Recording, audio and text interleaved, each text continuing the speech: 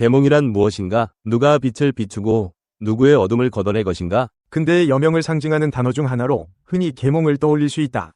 우리가 익히 알고 있는 영어의 인라이트먼트, 독일어의 옥네렁, 프랑스어의 루미어스 모두 공통적으로 빛을 강조한다. 이는 봉건제와 그리스도교 권위가 지배하던 어둠의 중세에서 인간을 구원해낸 것이 곧 이성의 빛이라는 근대의 지적 정치적 프로젝트를 상징한다.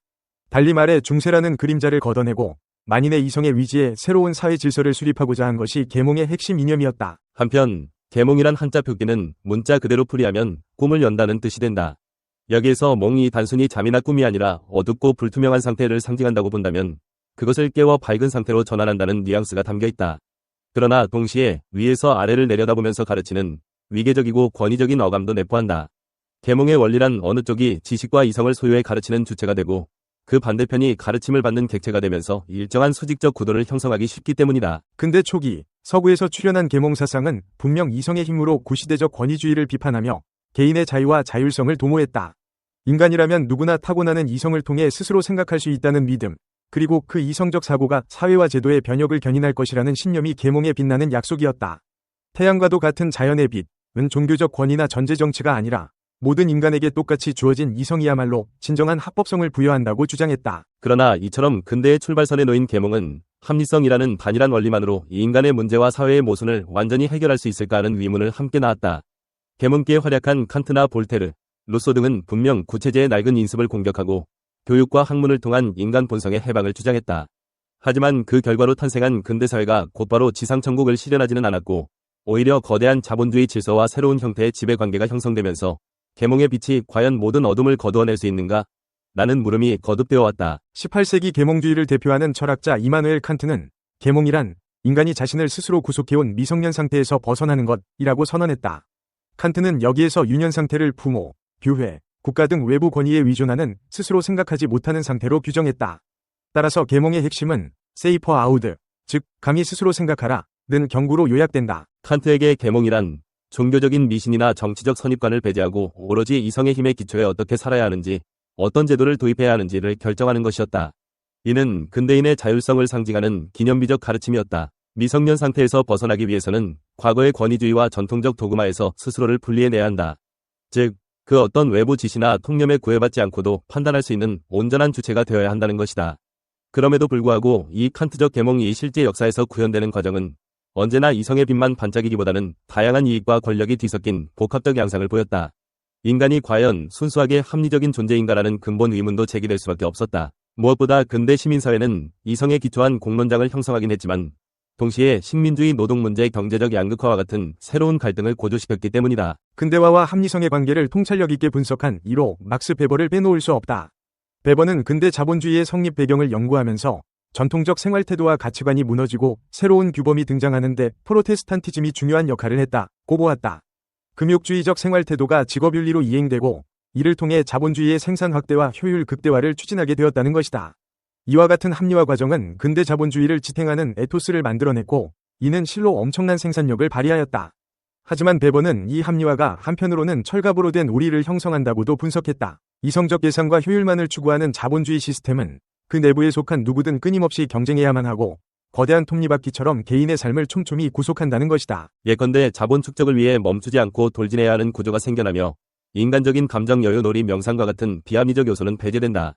그렇게 되면 스스로 생각하기보다 시스템의 논리에 순응하거나 자본이 제공하는 소비 문화 속에서 피상적 욕망을 해소하는 것에 익숙해질 수 있다.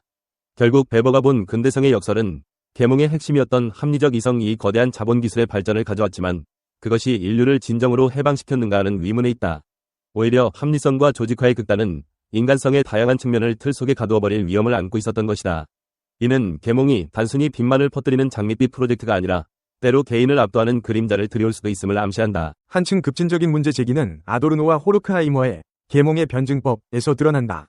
이들은 20세기 중반 파시즘과 전쟁이라는 역사적 혼란 속에서 계몽이 과연 어떤 비결을 낳았는가를 재검토했다. 계몽은 원래 18세기 프랑스 혁명과 칸트의 이념 등을 의미하지만 더 근원적으로는 자연을 지배하기 위한 합리성의 원리로 이해될 수 있다고 그들은 말한다. 이들에 따르면 서구 문명의 역사는 자연에 대한 지배 역사의 연속이었다. 계몽이 갖는 합리적 사고는 인간이 자연의 질서를 배우고 모방하기보다는 자연을 이용하고 통제하는 방법을 연구하는 형태로 발전해왔다. 그리고 이 과정에서 인간은 외부 자연뿐만 아니라 자신의 내면까지도 대상을 분할하고 통제하는 대상으로 바라보기 시작한다. 즉, 이성이 인간성의 기반을 세우는 동시에 그 인간적 감성적 요소를 말살하는 아이러니가 발생한다는 것이다. 또한 이들은 20세기에 폭발한 전체주의 파시즘이 사실상 서구의 이성주의가 극단적으로 문화되고 도구화된 결과물이라고 보았다. 군국주의적 전체주의적 체제는 고도로 조직화 합리화된 국가기구를 통해 이 인간을 무차별적으로 통제하고 대중선동을 위한 선전기술을 발전시키면서 합리성이 암흑 면모를 체현한다는 것이다. 이런 분석은 계몽이 빛으로 상징되지만 그 끝에서 스스로를 파괴하는 결과를 낳을 수 있음을 경고한다. 그렇다면 계몽에 대한 비판적 인식이 너무 광범위해진다면 근대가 이성이나 합리성이라는 근본 기둥마저 포기해야 할 정도로 해체되어야 하는가? 이에 대해 위르겐 하버마스는 계몽을 전면 부정하기보다 그것을 미완의 프로젝트로서 지속해야 한다고 주장한다.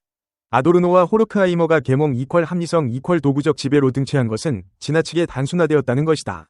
하버마스가 주목하는 것은 이성이 가진 다원적 비판적 성격이다. 이성은 진리, 정당성, 표현 등 여러 차원에서 서로 다른 타당성을 판별하는 능력을 갖고 있다는 것이다.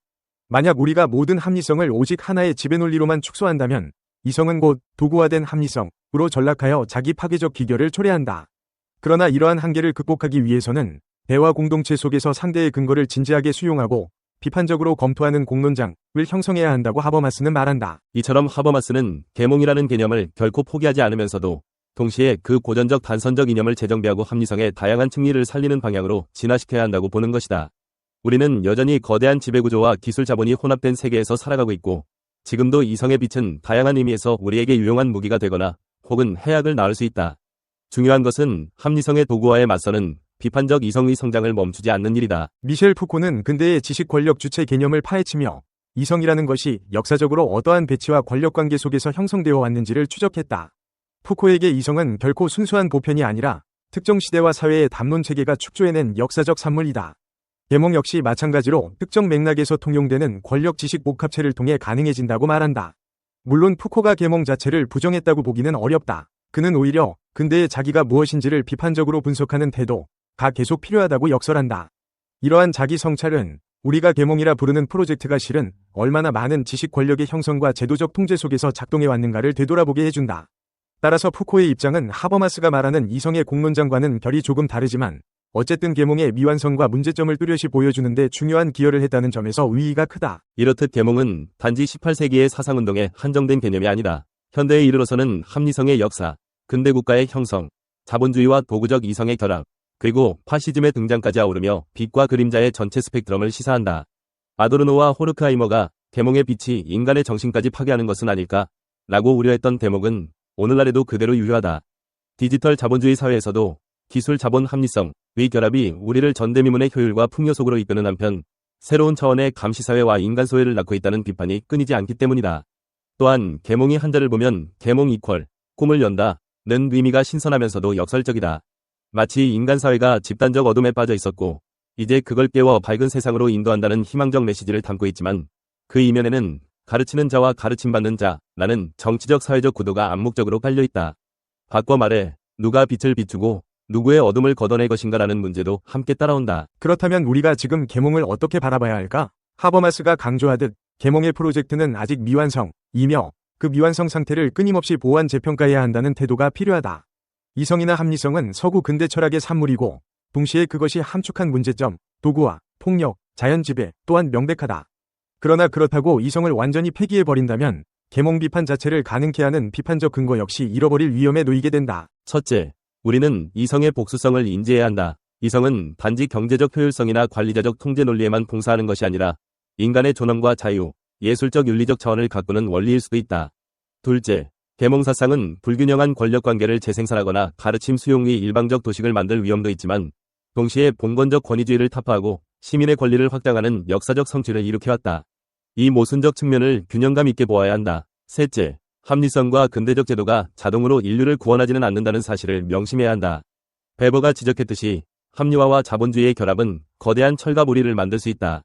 따라서 비판적 성찰과 제도적 견제가 뒤따라야만 합리성이 인간성을 파괴하는 도구가 되지 않는다. 푸코가 말했듯 이성을 포함한 모든 개념은 역사적 권력적 맥락 속에서 형성된다. 따라서 이성 역시 최종적 권위나 절대적 위치에 있는 것이 아니라 끊임없이 재검토되고 전복될 수 있는 열린 장으로 이해해야 한다. 이는 하버마스가 말하는 대화 공동체에서의 합리적 의사소통을 통해 구현될 수 있는 한 가지 실마리일 것이다. 결국 계몽을 바라보는 우리의 태도는 이중적이다. 한편으로 우리는 중세적 암흑에서 빠져나오게 한 이성의 빛과 자유평등의 이념에 비치고 있다.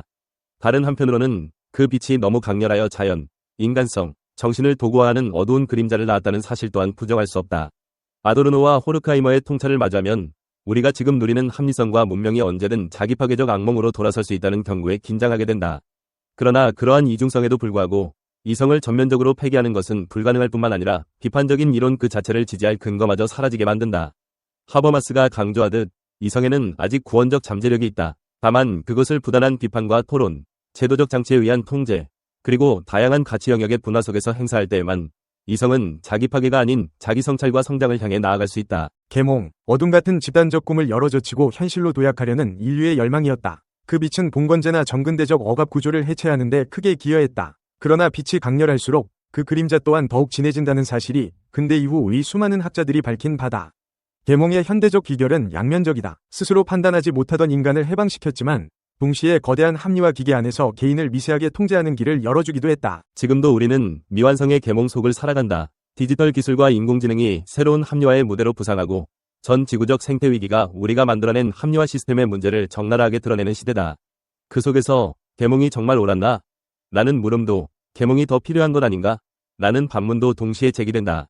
중요한 것은 이성을 이성 자체로 다시 한번 되돌아보는 실천, 그리고 합리성의 의미를 끊임없이 재정의해가는 대화와 비판의 장이다. 계몽의 빛이 결코 완전 무결하지 않음을 인식하면서도 그것을 전면 부정하기보다는 유연하고 성찰적인 방식으로 확장해가는 일이야말로 오늘날 우리가 계몽을 재발견하는 길이 될 것이다.